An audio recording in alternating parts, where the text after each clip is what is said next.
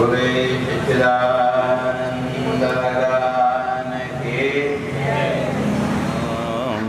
शांति शांति शांति। शंकरं शंकराचार्यं केशवं बादरायणं सूत्रभाष्यकृतौ वन्दे भगवन्तौ पुनः पुनः। ईश्वरो गुरुरात्मेति मूर्तिभेदविभागिने व्योमवद्व्याप्तदेहाय दक्षिणामूर्तये नमः। ॐ शांति शांति शांति। ॐ सच्चिदानन्दरूपाय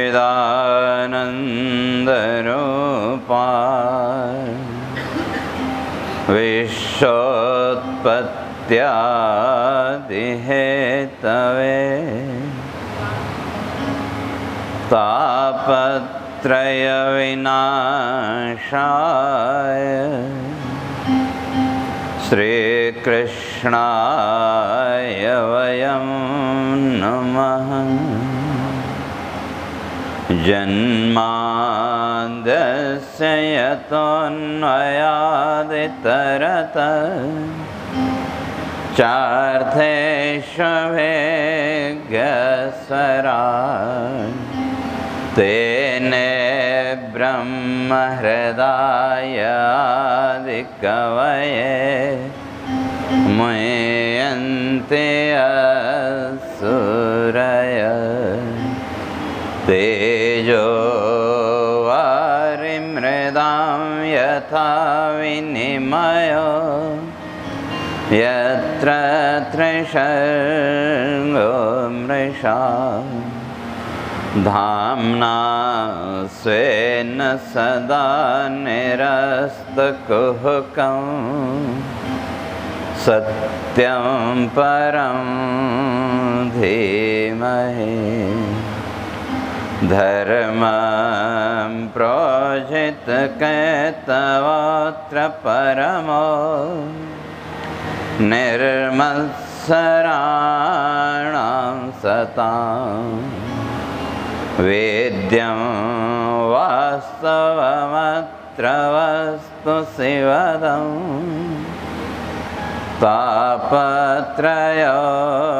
तापत्रयोन्मूलनं श्रीमद्भागवते महामुनिकृते किं वा परेरीश्वर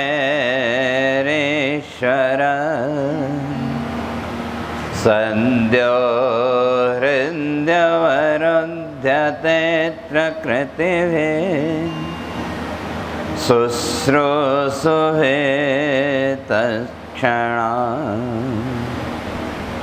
निगमकल्पतरोर्गलितं फलं सुखमुखादमृतद्रवसंयुतं पिबत भागवतं रसमालयं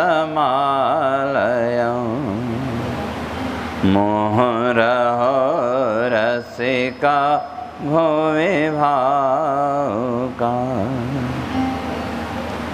यं प्रव्रजन्तमनुपेतमपेतकृत्यं द्वैपायनो विरहकातराजुहाव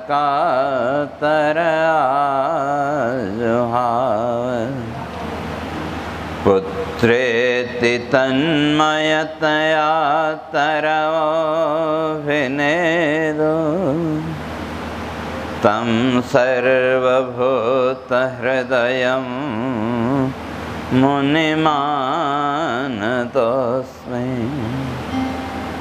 लक्ष्मीकौस्तुभवक्षसं मुररिपो शङ्खासिकौमोदकी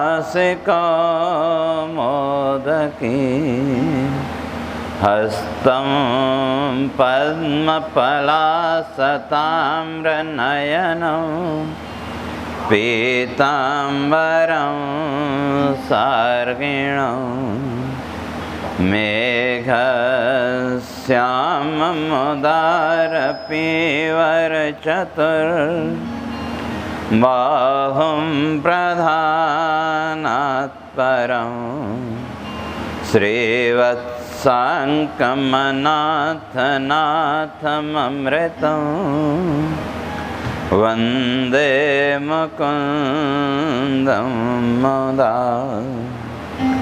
यस्माद्विश्वमुदेति यत्र रमते यस्मिन् पुनर्लीयते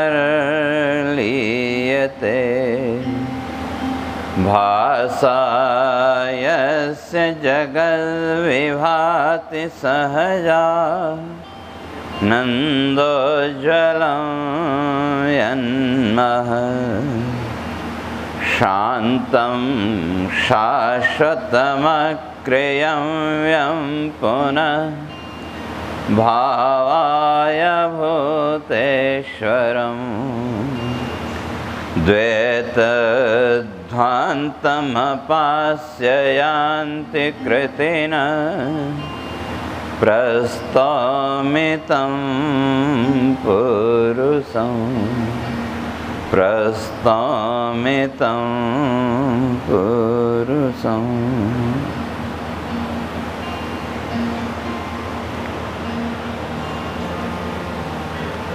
अब कथा सत्र, आवाज़ बहुत, कथा सत्र का आरंभ करने जा रहे हैं और अपने, अब चाहे आप उसको परंपरा आप कह लें या एक नियम, भाई अपने है वो, दूसरों का किसी का नहीं। इसलिए सबसे पहले भगवान की स्तुति आप सब लोग साथ में बोलेंगे। और कल पुस्तक सब लोगों को मिली थी तो उसमें 20 नंबर पेज में और स्तुति है। अपने राजू जी और उनके साथ में आप सब लोग बोलेंगे, पहले स्तुति फिर उसके बाद कथाक्रम को आगे बढ़ाएं। कैसे गान करूं अनंत महिमा, कैसे करूं वंदना, त्रिलोक जीवन सुधा सुधारूपा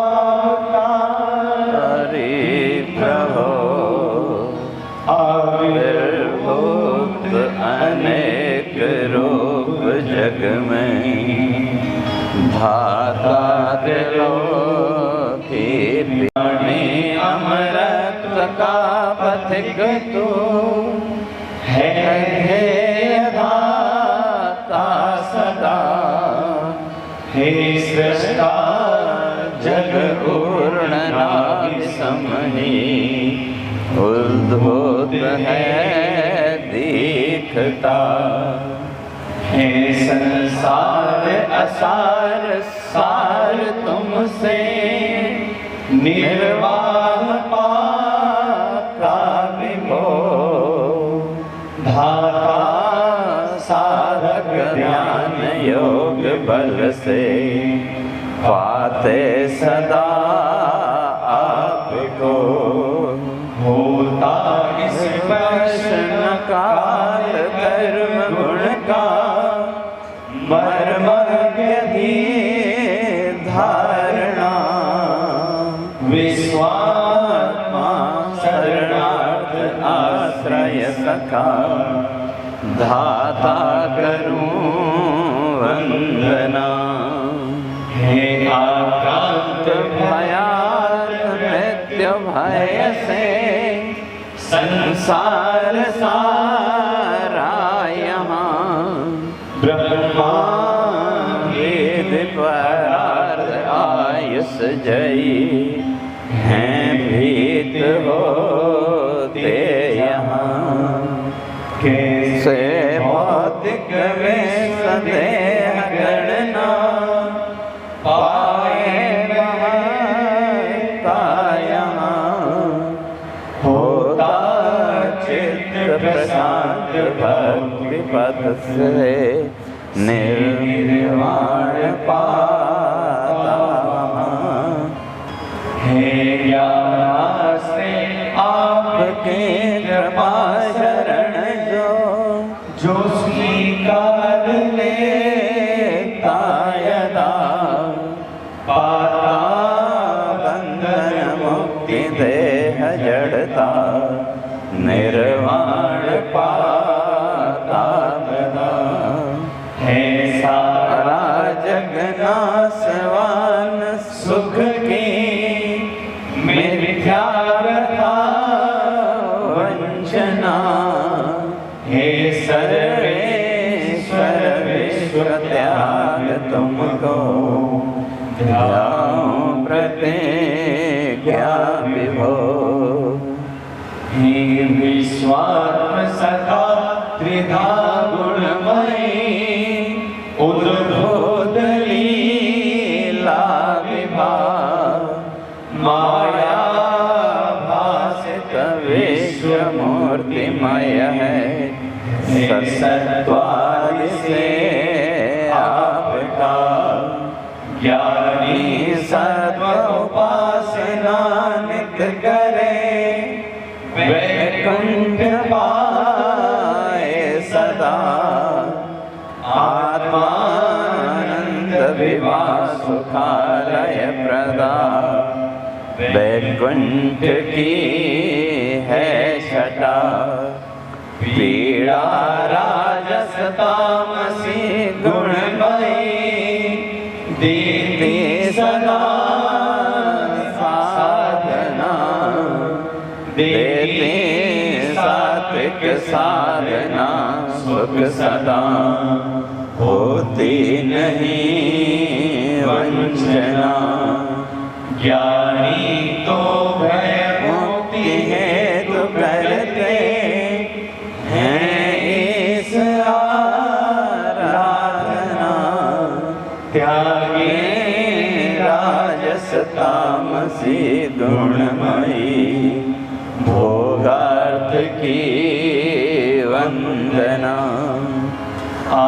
आत्मानात्म विवेक दातु तुम हो आराध्य वेदांत दी वाणी वेद सुधा प्रवर्तक विभो विश्वेश सर्वात्मधी माया मोहित मूढ़ देश सतत है पाता नहीं स्वात्मधी मैं वंदन आपको नित्य करूं प्राणी सुधा अज्ञदी पाता दर्शन अज्ञ मोन जग भी होती कृपा आपकी प्राणों में नित्य जीवन नित्य तन में आभा प्रभा आपकी साक्षात्कार स्वयं आत्म रूप सुख पा होते मनीषी सुखी ब्रह्मा शंकर यज्ञ नित्य करते पाते मनीषी सुखी पाता साधक चित्त भावमय उद्भूत है आपको होता वर्णित पूर्ण ज्ञान पथ है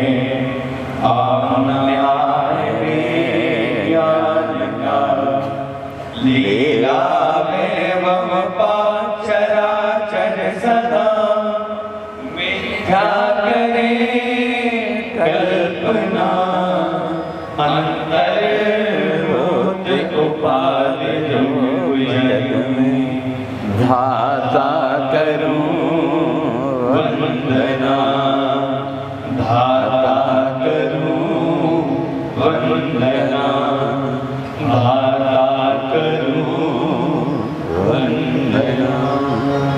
भगवान की जय। अब कथा क्रम को आगे बढ़ाते भगवान की स्तुति की, और स्तुति से पहले भगवान को वो निर्देश देते हैं,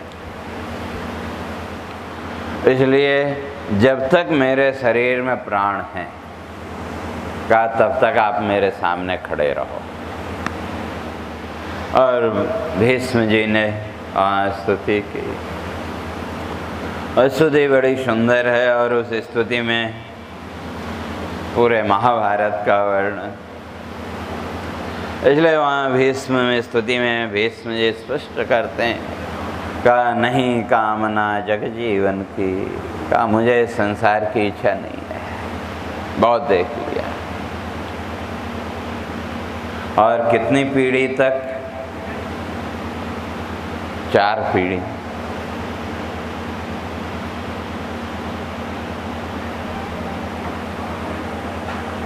और इतिहासकारों ने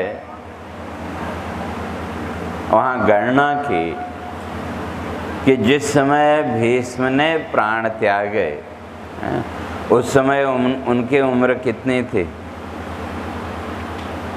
तो इतिहासकार कहते हैं 160 से 170 वर्ष के बीच में थी।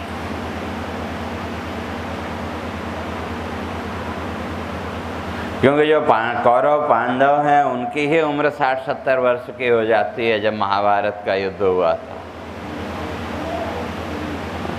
और भीष्म की आयु का आकलन इतिहासकारों ने किया कि 150 साल से तो ऊपर थे, इसलिए किया कि 160 से 170 वर्ष के बीच में उस समय की आयु होनी चाहिए। और निरंतर परमात्मा का चिंतन करते थे, तो तभी व्यक्ति कह सकता है कि आप खड़े रहो भगवान से, कि प्राण प्रवाह जब तक तन में करें प्रतीक्षा है मधुसूदन। जब तक प्राण मेरे शरीर में तब तक आप खड़े रहो। और फिर वहाँ भगवान की वंदना करते हैं। और क्या चाहिए? कहते हैं नहीं कामना जग जीवन की, करता बुद्धि में तुमको अर्पण। जग जीवन की कामना नहीं, मैं तो आपको अपनी बुद्धि सब कुछ आपको अर्पण करता हूँ। और अंत में, स्तुति के अंत में वो कहते हैं हे अज अद्वय उरपुर वासी, भगवान को संबोधन करते हैं कि हे अज अद्वय उरपुर वासी। अज भी परमात्मा का संबोधन, अद्वय भी परमात्मा का संबोधन, और उर माने हृदय और पुर माने नगर। कहते हैं हृदय के नगर में आप निवास करने वाले हैं, इसलिए हे अज अद्वय है उरपुरवासी, अग्र पूज्य हे जगदीश्वर। जब युधिष्ठिर ने जब यज्ञ किया था तो सबसे पहले पूजा किसकी हुई थी? भगवान की पूजा। इसलिए कहते हैं आप अग्र पूज्य भी आप ही हैं। हे अग्र पूज्य हे जगदीश्वर। और मैं क्या चाहता हूँ? निस्तार मिले अब जग जीवन से। ये जो भौतिक जीवन है, अब ये भौतिक जीवन मेरा दूर हो जाए। निस्तार मिले अब जग जीवन से, करूं नमन है करुणा सागर। और क्यों का अब मेरी दृष्टि में किसी प्रकार का भ्रम नहीं है, कोई भेद नहीं है। हम लोगों की दृष्टि में, हम लोगों की बुद्धि में तो न जाने कितने भ्रम, कितने भेद पड़े हुए हैं। और ये भ्रांति और भेद ही हमको दुखी करते हैं। तो इसलिए कहते हैं किंचित नहीं अब भेद भ्रम है, रूप तुम्हारा दृग्गोचर। कह रहे हैं आपका रूप मेरे सामने है। इसलिए हे पार्थ सखा है त्रिपुर सुंदर, प्रीति निश्चल हो मेरी तुम पर। कहते हैं कि मैं यही चाहता हूँ कि मेरा आपके साथ हमेशा प्रेम बना रहे। इस तरह से भीष्म ने भगवान की स्तुति करके प्राणों का, शरीर का त्याग किया। और उधर उसके बाद पांडव आदि जो भी थे उन्होंने जो अंत्य कर्म विधि, श्राद्ध संस्कार आदि जो भी हो किया, और भगवान वहाँ से द्वारका पहुँच गए। द्वारका में भी द्वारका वासियों ने भगवान का यथोचित सम्मान किया। और उधर महाभारत का युद्ध तो पूरा हो गया। और उधर परीक्षित के जन्म का समय नज़दीक आ गया। और परीक्षित के जन्म का समय और कलयुग का आरंभ, और से लोग कहते हैं वो दोनों एक समय ही हुआ। इधर परीक्षित का जन्म हुआ और उधर कलयुग का आरंभ। क्यों? उसके बाद भगवान इस पृथ्वी से जब गए वापस, तो उसके साथ ही कलयुग का आरंभ हो गया और बालक का जन्म हुआ। तो जब जन्म होता है घर में बालक का, तो बड़ी हंसी प्रसन्नता, और वो तो फिर राजपुत्र है तो उसी हिसाब से क्या। और धर्मराज युधिष्ठिर आदि ने ब्राह्मणों का यथा योग्य स्वागत सत्कार अपने हिसाब से जो कर सकते थे। और हर एक के मन में जिज्ञासा होती है कि बालक का भविष्य कैसा होगा। उस समय तो वही रहती है, बाद में तो फिर भाई हमारा क्या होगा, यह होगा, सब सोचते हैं। लेकिन बालक छोटा हो तो जन्म लेते क्या जिज्ञासा आती है। और इसीलिए वो जन्म कुंडली आदि भी बनाते हैं। और वो जो है, तो जब बालक का जन्म हुआ तो वो दूसरे बालक तो रोते हैं। का परीक्षित रोया नहीं। और कोई बालक जन्म के बाद अगर रोए नहीं तो आप लोग क्या करते हैं? उसको जबरदस्ती रुलाते हैं कि नहीं? क्यों? गर्भोपनिषद में इस बात को स्पष्ट किया कि ये जो जीव है ना, ये गर्भ में परमात्मा की प्रार्थना करता है, स्तुति करता है। अशुभ क्षय कर्तारम भुक्ति मुक्ति प्रदायकम यदि योन्या प्रमुच्चे हम ध्याये ब्रह्म सनातनम। तो अशुभ क्षय कर्तारम जो परमात्मा है वो कौन है? अशुभ का नाश करने वाला। और भुक्ति मुक्ति प्रदायकम जो भोग और मोक्ष दोनों को देने वाला है। और फिर प्रार्थना वहाँ जीव करता है कि भगवान आप एक बार मुझे इस बंधन से मुक्त कर दो, तो फिर मैं क्या करूँगा? ध्याये ब्रह्म सनातनम। मैं उस सनातन ब्रह्म का निरंतर ध्यान करूँगा। और वहाँ प्रतिज्ञा उसने की, और प्रतिज्ञा करने के साथ ही वहाँ परमात्मा का ध्यान करने लगा। और उस ध्यान में उसकी दृढ़ता इतनी हो गई कि अब उसको और तो कुछ सूझता नहीं। जिसका ध्यान वो दृढ़ नहीं हुआ तो वो बालक तो रुदन करता है, क्योंकि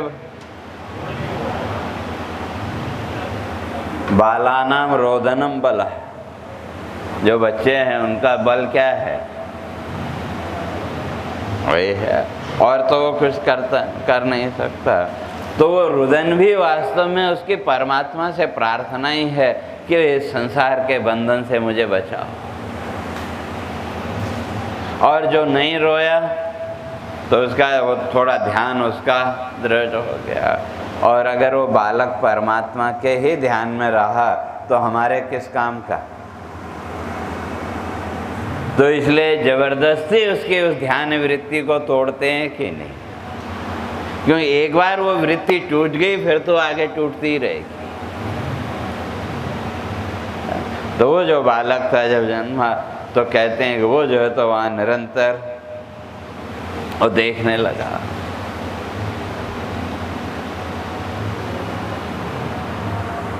तो क्या मातु गर्भगतो वीर सतदा भृगुनंदन ददर्श पुरुषम कश्चित् दह्यमानोस्त तेजसा। गर्भ में उसने जो देखा था कि वो जो ब्रह्मास्त्र है, उस ब्रह्मास्त्र के ताप से मुझे बचाने के लिए जो आया था, और कैसा स्वरूप था, अंगुष्ठ मात्रो अमल, अंगुष्ठ प्रमाण करो। और सुदर्शन चक्र के द्वारा जिसने गर्भ में ब्रह्मास्त्र के ताप को नष्ट करके मुझे बचाया, तो वो कहाँ है वो देखने लगा। तो तब उसका नाम पड़ा परीक्षित। तो वो जो है तो निरंतर देखने लगा। और वो जो रूप कैसा वहाँ था, बड़ा दिव्य रूप भगवान का उसने गर्भ में दर्शन पाया था, वही ढूंढता रहा। अब वो जो है तो अब सोचने लगा वो कौन था आखिर जिसने मुझे वहाँ से बचाया। अब वो तो अपना चिंतन करता रहा। और उधर धर्मराज आदि बड़े प्रसन्न हुए, और जो भी ब्राह्मण आदि वहाँ बैठे थे सब ने उसकी कुंडली बनाई। और जो विप्रगण हैं वो उसका वर्णन करते हैं। विप्र प्रसन्न हो आशीष देते, काल चक्र का करते वर्णन। क्या समझाते हैं, वंश दीप था टिमटिम करता।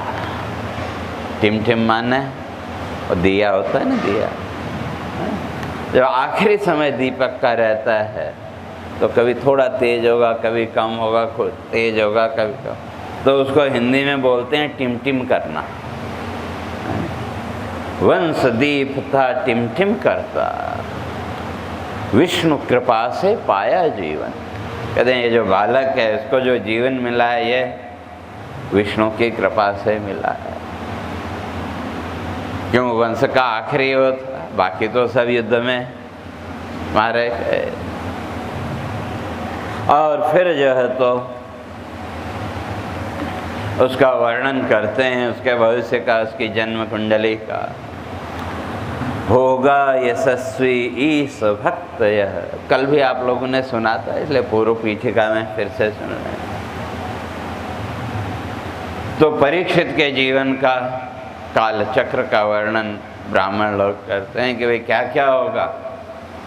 होगा यशस्वी ईश भक्त यह विष्णु रात, इसका संबोधन। इक्ष्वाकुसम प्रजापालक, ये प्रजा का पालक और बड़ा श्रेष्ठ राजा होगा। इक्ष्वाकुसम प्रजापालक और सत्य प्रतिज्ञ ज्यों दशरथ नंदन। कहते हैं अपने वचन को पूरा करने में ये भगवान राम की तरह। और शरणागत रक्षक दाता शिविशम, जो उसकी शरण में आएगा उसके ये रक्षा करेगा। शरणागत रक्षक दाता शिविशम, याज्ञिक भरत सम यश उज्ज्वल। और यज्ञ करने में ये भरत की तरह होगा। और धनुर्विद्या में कहते हैं अर्जुन और शस्त्रार्जुन की तरह होगा। और इसको कोई जीत नहीं सकता, इतना इसका दुस्तर सिंधु तितिक्षु धरासम। और तितिक्षा में का पृथ्वी की तरह है। अर्थात कहने का तात्पर्य वहाँ ब्राह्मणों का ये है कि जितने भी इसके सद्गुण हैं सब इसके अंदर रहेंगे। प्रहलाद ययाति बलिरंति देव के सद्गुण सारे धारण करता। जितने भी इतिहास में महापुरुष हुए हैं उन सब के सद्गुण इसके अंदर होंगे। और आजकल आप लोग भी जाते हैं ना जन्म कुंडली दिखाने, हाथ दिखाने, और वहाँ क्या सुनना चाहते हैं? सब अच्छा ही सुनना चाहते हैं। सबकी अपेक्षा क्या होती है? और जो हैं वो भी क्या करते हैं? अच्छी अच्छी बातें जो उनकी समझ में आई वो आपको बता दे। लेकिन वहाँ ब्राह्मणों ने ऐसा नहीं किया।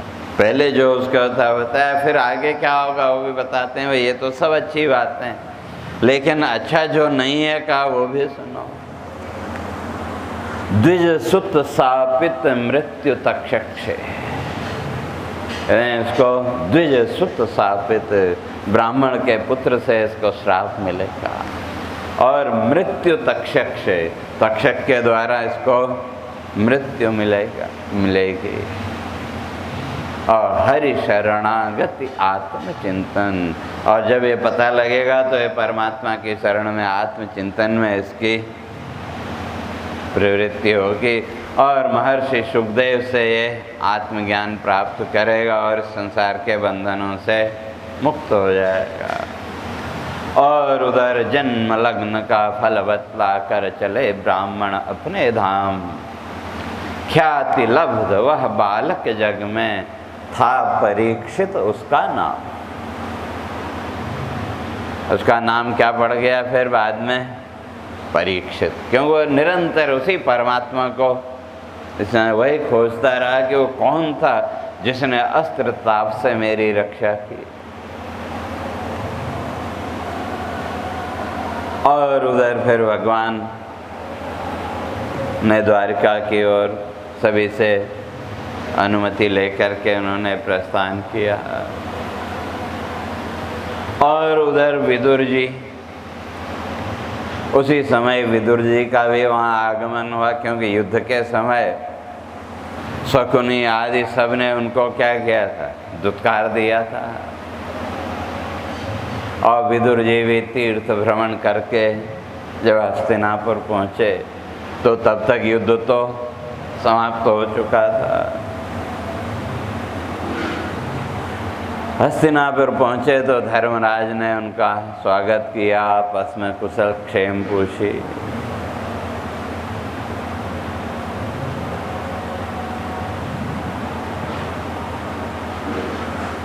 और उधर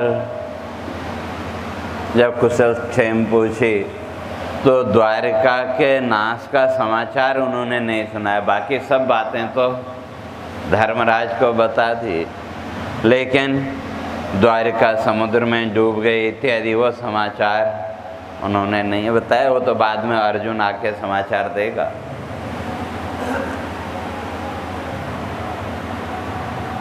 तो इसलिए, और ये जो विदुर हैं ये कौन थे?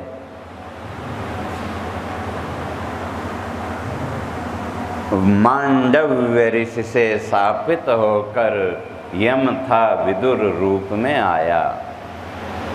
मांडव्य ऋषि का श्राप मिला था यमराज को, जिस यमराज से आप सब भयभीत रहते हैं। यमराज से सबको डर लगता है कि नहीं?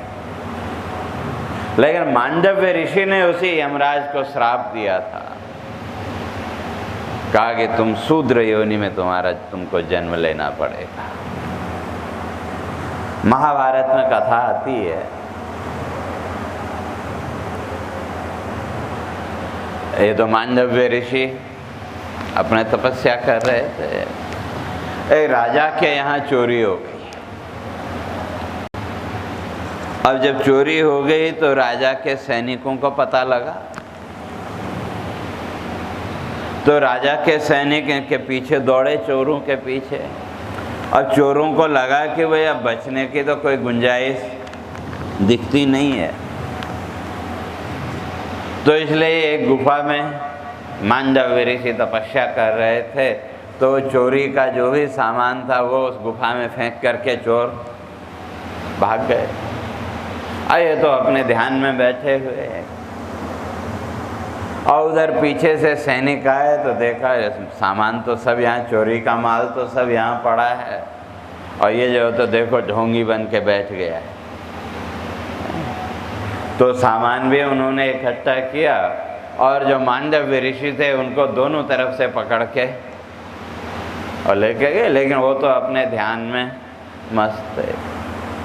और राजा को सूचना मिली कि भाई चोर पकड़ा गया, तो राजा ने आदेश दिया, कहा उसको सूली पर लटका दो। तो सूली का उस समय के परंपरा में बताते हैं कि जो भाला है, भाला खड़ा करके उसके ऊपर अपराधी को बैठा देते थे। और राजा ने आदेश दे दिया, और जैसे राजा ने आदेश दे दिया, सैनिकों ने उनको सूली पर बैठाया, तो भाले की जो नोक थी वो चुभी तो उनका ध्यान टूटा। तो ध्यान टूटते तुरंत समझ गए, लेकिन अपने योग बल से अपने शरीर को उन्होंने वहीं स्थिर कर लिया। अब जो सैनिक थे वो तो सूली पर चढ़ा करके चले गए। अब अगले दिन सुबह जब आए देखने, तो देखा वो तो भाई जैसे कि तैसे उसके ऊपर हवा में लटके। तो राजा को सूचना दी, तो राजा को भी लगा भाई ये तो बड़ा अपराध हो गया। आकर के उनको मुश्किल से वहाँ से उतारा, और जो भाले की नोक शरीर में चुभ गई थी उसको जैसे तैसे काट के निकाला। और राजा जो है तो उनके पैरों पर गिर पड़ा। महर्षि ने कहा नहीं राजन, इसमें तुम्हारा दोष नहीं है। भाई ये जो मुझे दंड मिला, ये दंड किस पाप का मिला है, तो भाई ये तो पता करना पड़ेगा। तो कहते हैं वो सीधे यमराज के वहाँ पहुँचे। कहा कि भाई मेरे पिछले 100 जन्मों में तो ऐसा कोई अपराध मेरा हुआ नहीं है कि जिसके कारण मुझे ये दंड मिले। तो आपने ये कौन से अपराध का दंड मुझे दिया? तो यमराज ने कहा कि भाई ये तो पाप तो आपका ही है। तो कहा जब आप बचपन में छोटे थे तो कहा कांटे से कीड़ों को छेदा करते थे। कांटे से जो छोटे छोटे कीड़े होते हैं उनको आप छेदा करते थे। कहा ये उस पाप का दंड है। तो महर्षि ने पूछा अभी मेरी आयु कितनी थी उस समय? यमराज ने कहा 3 वर्ष। तो कहा कि भाई 3 वर्ष के बालक को तो अपना कुछ बोध होता नहीं है, क्या सही है क्या गलत है वो तो उसको बोध होता नहीं है, इसलिए आपका ये दंड गलत है, अनुचित दंड आपने दिया। इसलिए शूद्र योनि 100 संवत्सर पाओ। इसलिए मांडव्य ऋषि ने वहाँ श्राप दे दिया यमराज को कि शूद्र योनि 100 संवत्सर पाओ।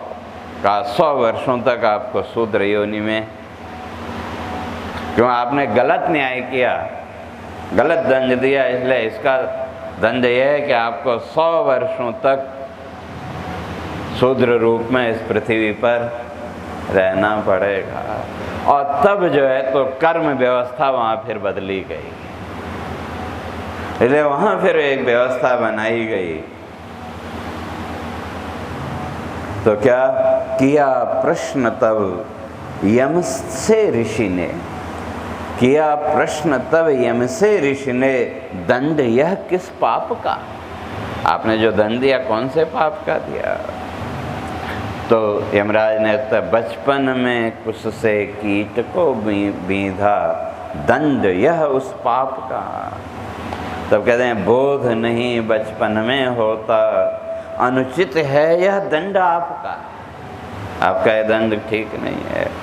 इसलिए शूद्र योनि 100 संवत्सर पाओ, करो पालन इस श्राप का।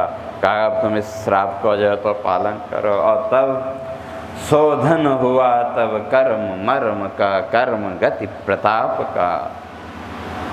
5 वर्ष सम पाप पुण्य, फल संचय माँ बाप का। कि 5 वर्ष तक बालक जो भी पाप पुण्य करेगा उसका फल उसके माता पिता को मिलेगा। हाँ, 5 वर्ष के बाद बालक जो करेगा वो उसका अपना, इसलिए वहाँ को कर्म व्यवस्था फिर बदली गई कि 5 वर्ष तक बालक जो भी पाप पुण्य करेगा उसके फल के भागी उसके माता पिता होंगे। और वो जो है तो विदुर जी, इसलिए यमराज साक्षात धर्मराज भी उनको माना गया। तो वो जो है तो धर्म के प्रतीक, यमराज के प्रतीक। तो वो जो है तो अब धृतराष्ट्र को वहाँ समझाते हैं।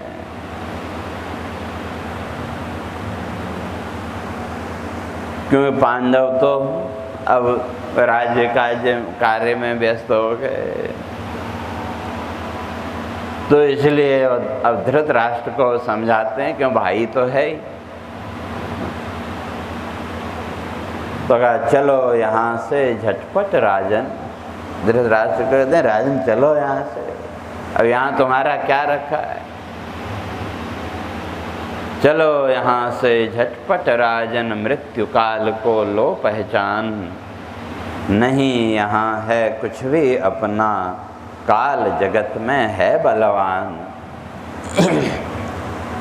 और गरल सुधा और अग्निदाह से चाहा जीवन का अवसान। का जिसका तुमने विष दे करके जिनको मारना चाहा, अग्नि में जला करके जिनको मारना चाहा,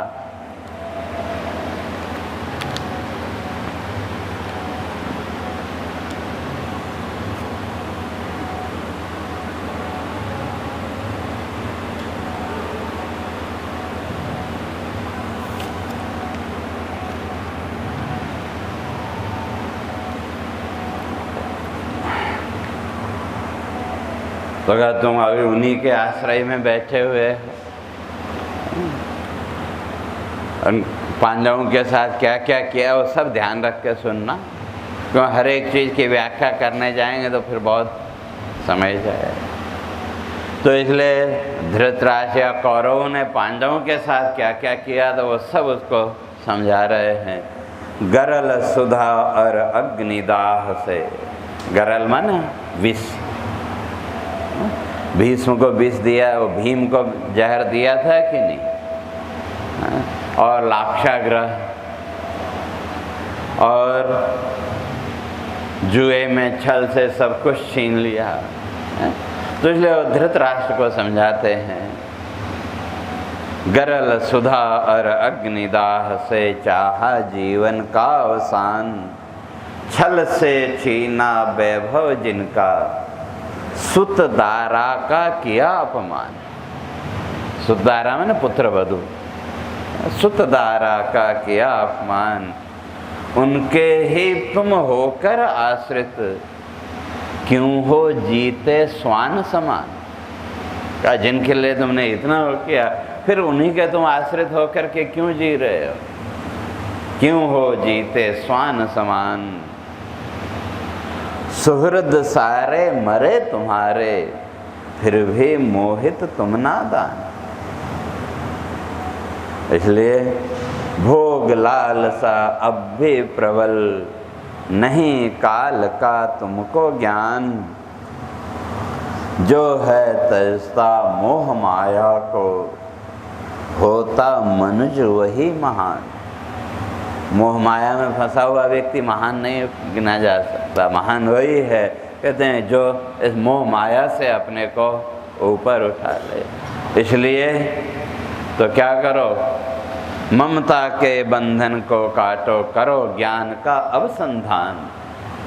कहते हैं ममता के बंधन को अब काट लो, तुम्हारा अब राह क्या गया। तो इस तरह से समझाया उन्होंने, तो धृतराष्ट्र के भी बात समझ में आई। और उधर गांधारी और धृतराष्ट्र फिर वहाँ से विदुर जी तो उपदेश देके अपना निकल गए। तो रात्रि में धृतराष्ट्र और गांधारी अपने एक सेवक को साथ में लेकर के हस्तिनापुर से निकल के हरिद्वार आ गए। और कहाँ? सप्त स्रोता जन्म सुता के तीर, जिसको आजकल सप्त सरोवर बोलते हैं ना, यहाँ सप्त धाराएं गंगा जी की। तो यहाँ आकर के उन्होंने शरीर का त्याग किया। और उधर सुबह धर्मराज को जब वो महल में नहीं मिले तो बड़े चिंतित। जर्ग है सोना हरि दर्शन बिन ज्यों हो तन से निकले प्राण। द्रुपद राज का लक्ष्य वेध कर,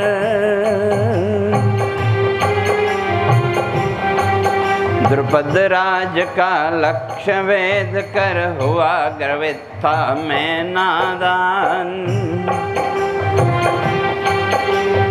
द्रुपद राज का जो लक्ष्य, और जो तो नीचे देख करके मछली की आंख में तीर मारना,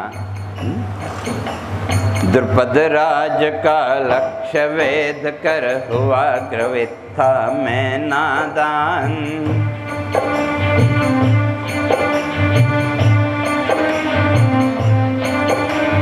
जिसकी सन्निधि पाकर मैंने,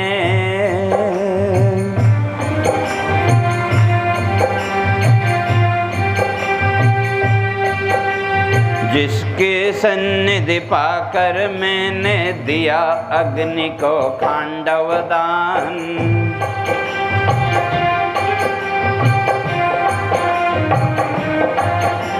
रहा झूमता भ्रम के मद में,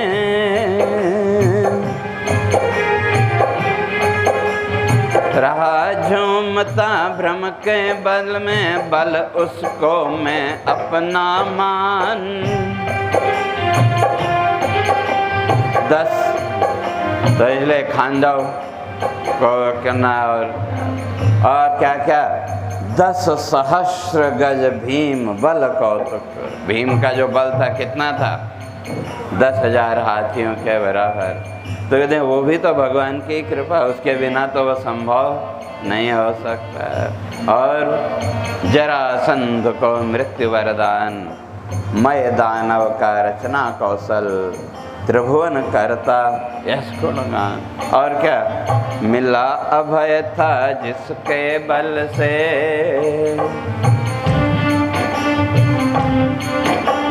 मिला अभय था जिसके बल से, राजसूय था यज्ञ महान। सम्मुख संकट ऋषि दुर्वासा, दुर्योधन ने महर्षि दुर्वासा को भेजा था कि भाई जाओ वहाँ। और भगवान ने वहाँ क्या किया? शाक पत्र को मुंह में लेकर के त्रिलोक तृप्ति का ध्यान किया तो ऋषि दुर्वासा आदि सबके पेट भर गए। महाभारत की कथा तो वही बताता कि भाई सब क्या क्या हुआ, ये सब भगवान की कृपा से हुआ। मिला अभय था जिसके बल से,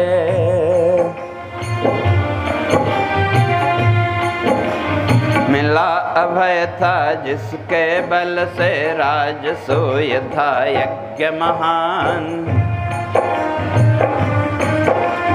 सम्मुख संकट ऋषि दुर्वासा,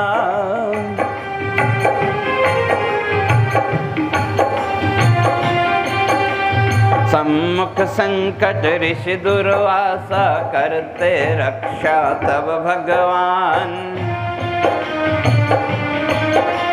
शाक पत्र को मुंह में रख कर,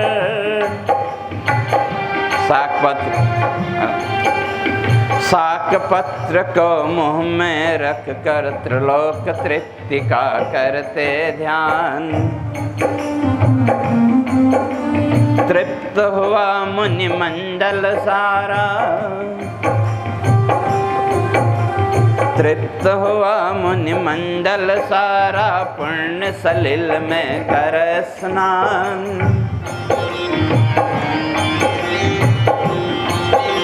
और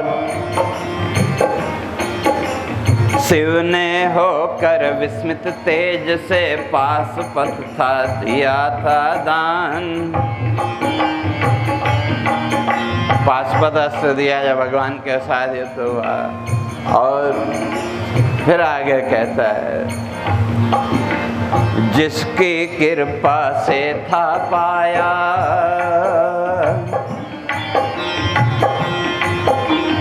जिसकी कृपा से था पाया, जग वैभव और यश सम्मान। जिसकी कृपा से था पाया, जग वैभव और यश सम्मान। छला उसी ने मुझको राजन, छला उसी ने मुझको राजन, वह था जग में मित्र समान। जिसको संसार में हमने मित्र माना था, उसी ने छल कर दिया बोलते हैं। इसलिए छला उसी ने मुझको राजन, वह था जग में मित्र समान। और फिर जब वहाँ से चला तो रास्ते में, ये तो लंबा है, अपने थोड़ा थोड़ा लेके चल रहे हैं। ईश वधु संग चला गर्व से,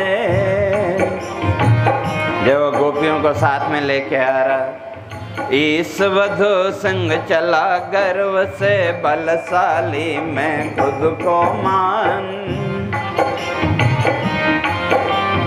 लूटा यदु धन पथ में मुझसे,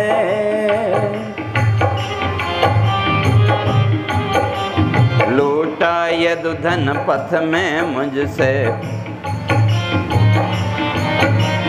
लूटा यदु धन पथ में मुझसे, हर बिन निर्बल मुझको जान।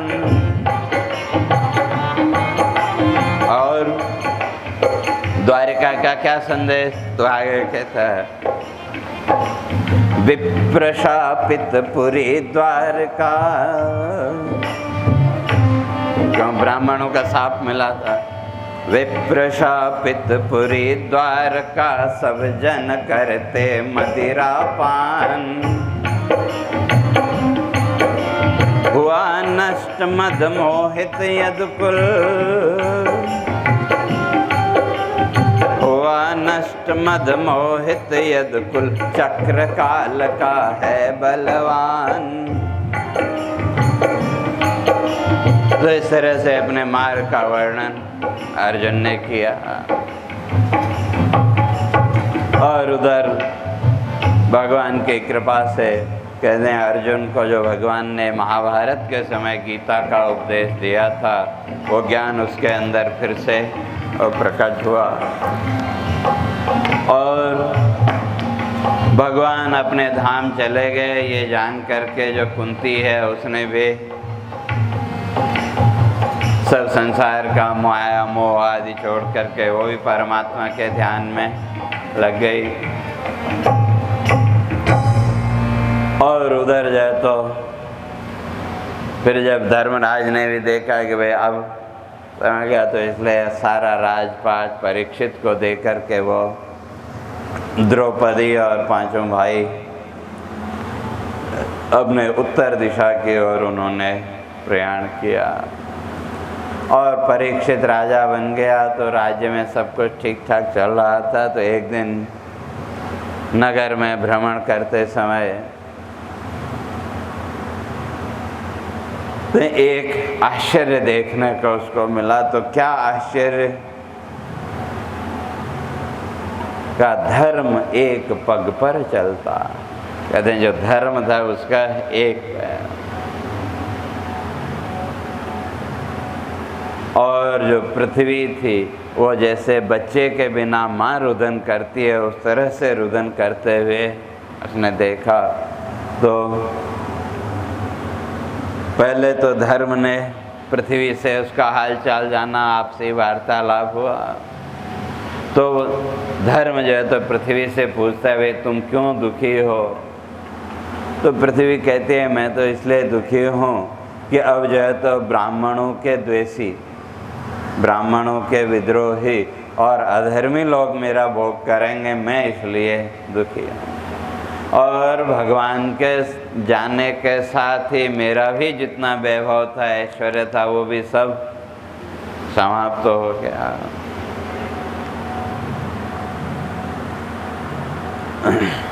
और फिर पृथ्वी उनसे कहती है कि भाई आप भी तो, भाई आपके भी तो 4 पैरों में से 1 पैर, इसलिए वृषभ रूप वहाँ माना धर्म का। और उधर जो है तो परीक्षित को जब पता लगा तो परीक्षित ने उनका उपचार किया यथासंभव। और उधर जो है तो धर्म और पृथ्वी के मन की जो पीड़ा थी उसको समझ करके जो परीक्षित थे वो आगे बढ़े। तो आगे बढ़े तो देखा कि भाई एक जगह जो कलयुग है वो राजा का वेश धारण करके प्रजा को पीड़ित कर रहा है। तो परीक्षित ने उसको पकड़ा, कहा भाई तुम ऐसा क्यों कर रहे हो और तुम कौन हो? तो उसने अपना परिचय दिया, भाई मैं कली हूँ। तो कहा तुम्हारे लिए यहाँ कोई स्थान नहीं, इसलिए तुम इस आर्यावर्त का त्याग करके जाओ, इस पृथ्वी का त्याग करके तुम निकलो। तो तब वहाँ जो है तो कली है वो राजा से निवेदन करता है, कहा कि भगवान मैं जाऊँ कहाँ?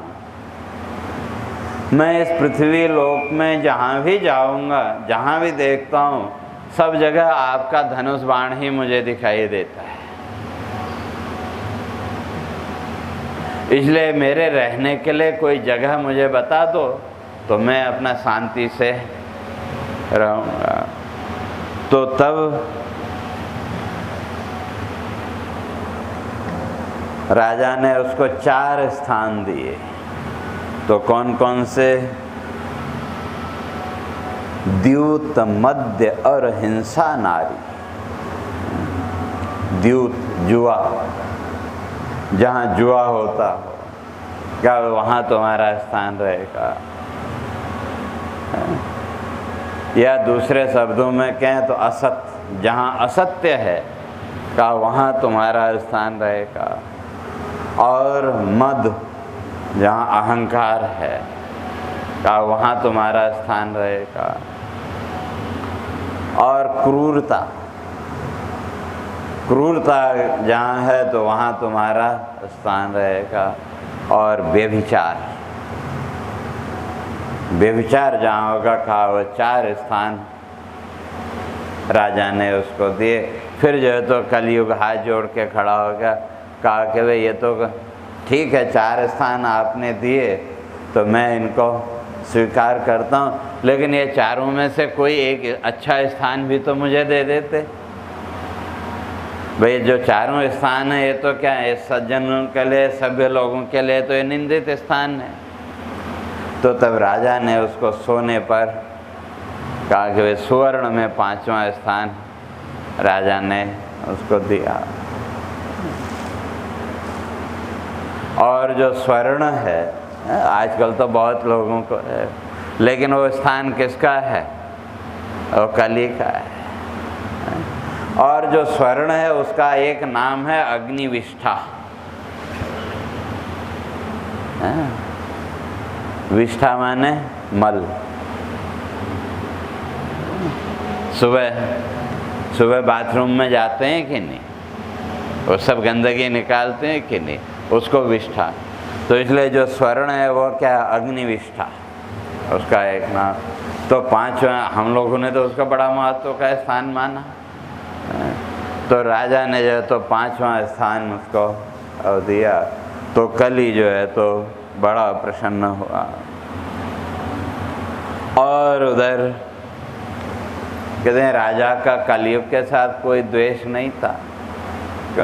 कलयुग बुराई ही है ऐसा नहीं कहा, उसमें एक गुण भी है। तो क्या गुण है?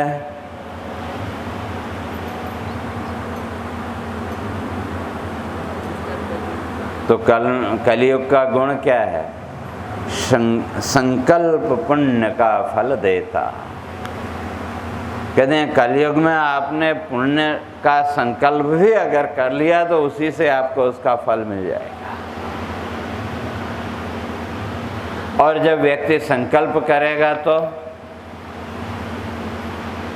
चलो आज आपके मन में संकल्प पुण्य का उठा तो आज नहीं तो कल कभी न कभी तो व्यक्ति करेगा। इसलिए कली की विशेषता ये कहते हैं संकल्प मात्र से तो कलयुग में आपको पुण्य का फल मिलेगा।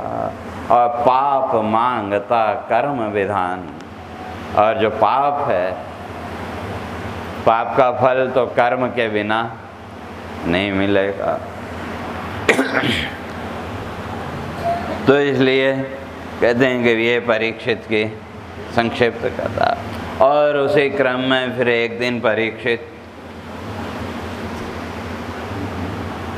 शिकार के लिए निकला। हर रोज तो वो अपना ही मुकुट धारण करता था, लेकिन राजमहल में तो और भी बहुत से मुकुट पड़े थे। तो एक दिन सोचा कि भाई जैसे हम लोगों का आता है ना रोज रोज यही क्या पहनना, चलो आज कुछ बदलो। तो उसने भी सोचा कि हर रोज तो यही पहनते हैं, चलो आज क्यों दूसरे राजाओं के एक से एक अच्छे मुकुट वहाँ रखे हुए थे। एक बढ़िया सा मुकुट देखा, जो उसको पसंद आया वो पहन लिया। और उसके पहनते ही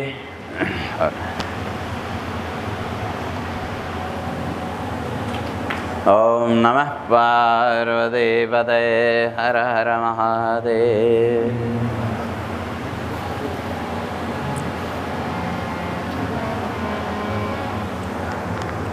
और उस मुकुट को धारण करते ही कलयुग को अवसर मिल गया और राजा चला।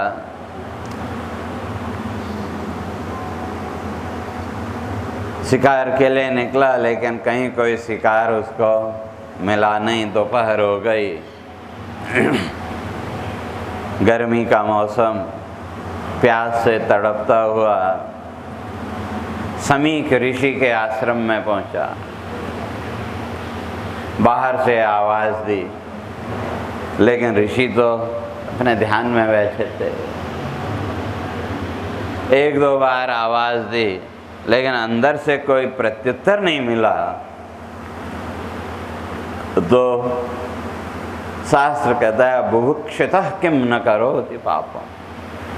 कभी भूखा व्यक्ति हो तो उसकी पाप की संभावनाएं बढ़ जाती हैं। इसलिए बुभुक्षितः किम न करोति पापम, शास्त्र वचन यह हुआ साकार।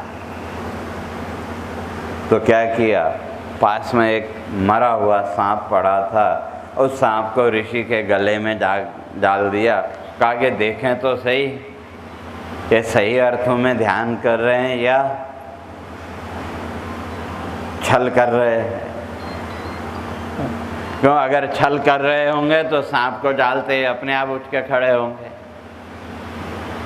लेकिन ऋषि तो अपने ध्यान में थे, उनको तो उससे कुछ अंतर पड़ा नहीं।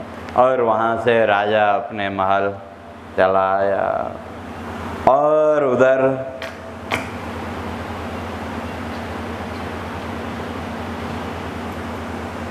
कौशिकी नदी के किनारे ऋषि बालक क्रीड़ा कर रहे थे, आपस में खेल रहे थे। किसी ने जाके समीक ऋषि के पुत्र को बता दिया, वे राजा ने ऐसा ऐसा किया। जैसे ही उसने सुना तो तब उन्होंने वहाँ श्राप दिया। क्या श्राप दिया? नदी कौशिकी पावन तट पर क्रीड़ा करते ऋषि कुमार, हुए कुपित थे समीक सुत तब, उनके थे यह क्रूर उद्गार। श्राप दिया, क्रूर उद्गार, कठोर वचन। तो क्या श्राप देते हैं? हुए अधर्मी नरपति ये हैं पाकर सेवा का अधिकार।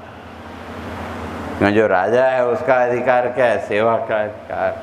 इसलिए कहते हैं हुए अधर्मी नरपति ये हैं पाकर सेवा का अधिकार, देता दंड आज इन्हें मैं, देखो मेरे तप की धार। कहते हैं मेरे तपस्या का बल देखो। तो क्या श्राप दिया? हाथ में जल लिया और श्राप दिया, सापित करता राजन तुमको वाणी का यह वज्र प्रहार। मेरे वाणी का ये जो वज्र प्रहार है इधर उधर नहीं हो सकता, इसलिए सापित करता राजन तुमको वाणी का यह वज्र प्रहार, सप्त दिवस में फल तुम पाओ, तक्षक देगा मृत्यु उपहार। का 7 दिन के अंदर तुमको फल मिलेगा, तक्षक तुमको मृत्यु देगा। और उधर राजा जब अपने महल में पहुंचा और मुकुट उतारा, तो उस मुकुट को उतारते ही अपनी गलती का बोध हो गया। तब बोध हुआ तो अब पश्चाताप वो करने लगा। और उधर शमीक को जब उनका कृत्य पता लगा तो भगवान से प्रार्थना करने लगे, पुत्र को भी समझाया। और उधर जो राजा है तो वो अब मन ही मन कहा कि भाई ये पाप तो मैंने किया, अब इसका प्रायश्चित तो करना पड़ेगा। और उसके थोड़ी देर बाद ही ऋषि कुमार का जो श्राप था उस श्राप का भी पता लगा। तो जब श्राप का पता लगा तो अब मन में छटपटाहट होने लगे, इसलिए फिर सब राजपाट छोड़ करके गंगा तट पर आकर के बैठ गए और अनशन व्रत धारण कर लिया। आजकल कई लोग करते हैं ना आमरण अनशन, मांगे पूरी नहीं हो तो आमरण। तो उसी तरह से जो राजा था, राजा ने भी अन्न जल का त्याग कर दिया कि वे केवल गंगा किनारे अब परमात्मा का चिंतन।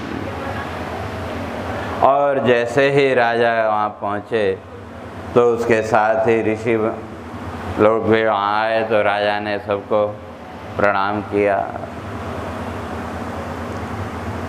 और सबकी यथा योग्य वंदना की। और वहाँ जो है